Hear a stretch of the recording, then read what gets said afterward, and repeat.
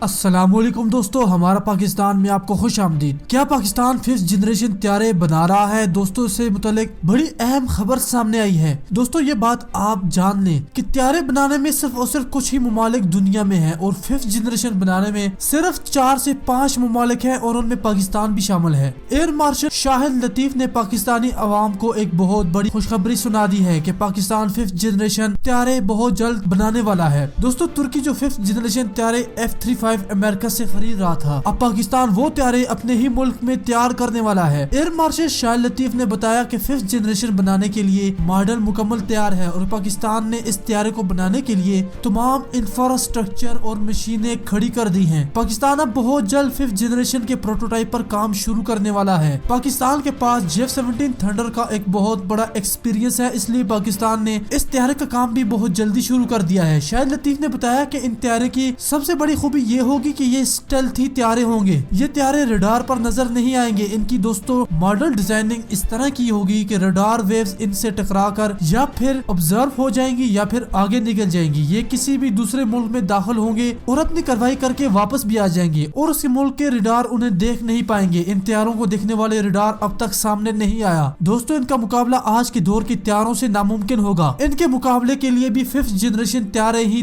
درکار ہوں گے۔ اگر دشمن ملک کے پاس 5th جنریشن طیارہ نہیں ہوگا تو وہ اسے روک نہیں پائے گا۔ انہوں نے بتایا کہ 10 سال میں یہ طیارہ پاکستان ایئر فورس کے پاس ہوگا اور 2 سال میں اس کا پروٹوٹائپ بن کر ٹیسٹنگ کے لیے سامنے آ جائے گا۔ ان طیاروں کو بنانے کے لیے کسی بھی ملک کی مدد نہیں لی جا رہی، نہ کسی کی ٹیکنالوجی استعمال کی جائے گی۔ البتہ پاکستان کے انجینئر اور سائنٹسٹ نے J-31 میں شمولیت اختیار کی تھی تاکہ طیارہ سازی کی وہ تمام مراحل سیکھ سکیں۔ دوستو اس کے علاوہ تمام پارٹس اور سافٹ ویئر بھی پاکستان میں بنائے جائیں گے۔ اب تک یہ ٹیکنالوجی صرف 3 ممالک کے پاس ہے، جن میں امریکہ، روس اور چائنا ہے، اور چوتھا نمبر پاکستان کا ہوگا۔ ان کی سب سے بڑی خاصیت یہ ہوگی کہ انہیں پاکستان خود بنا رہا ہے اور وقت کے ساتھ ساتھ انہیں چینج کرے گا، ان میں جدید مسائل تک نصب کرے گا۔ بھارت کی بات کریں تو 2007 سے 5th جنریشن پر کام چل رہا تھا روس کے ساتھ مل کر، لیکن کوئی فائدہ نہ ہونے کی وجہ سے اور بلینز آف بلین ڈالر خرچ کرنے کی وجہ سے 2015 میں اسے ختم کر دیا، جس کا نتیجہ بالکل زیرو تھا۔ اور اب بھارت کے پاس اپنا تیجاس طیارہ ہے جو دوسری جنریشن کا طیارہ ہے، جبکہ دوستو پاکستان کے پاس اپنے جو طیارے ہیں J-17 تھنڈر وہ بھی 4.5 جنریشن کے طیارے ہیں۔ بھارت کو اتنا پیچھے دیکھ کر بھارتی جنرل بخشی نے بھی کہا تھا اور حکومت کو آئینہ دکھایا تھا کہ ایک طرف دونوں ملک پاکستان اور چین مل کر طیارے بنا رہے ہیں اور آپ دوسرے جنریشن کے طیارے کی تعریف کرتے نہیں تھکتے۔ دوستو ایک اور